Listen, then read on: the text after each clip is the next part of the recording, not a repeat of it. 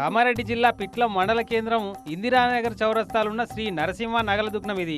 అయితే మొన్న రోజు లెక్కనే దుకాణం బంద్ చేసి పోయిరట ఓనరోలు. తెల్లారొచ్చి చూస్తే దుకాణం అంతా ఊడిచేసినట్టు దోసుకపోయిరని చూసి లబ్బ లబ్బ మొత్తుకుంటా పోలీసు వాళ్ళకి చెప్తే వచ్చి చూసిర్రు.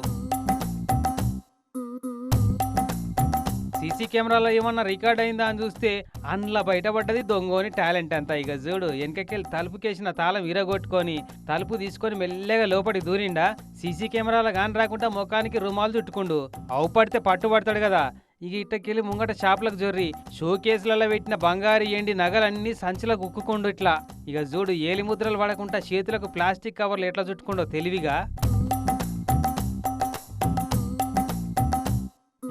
ఉన్న సరుకంతా జరిగినట్టుండగా ముదురుగాడు ఎంత బరువుందో చూడు సంచి తీసుకుపోతుంటే.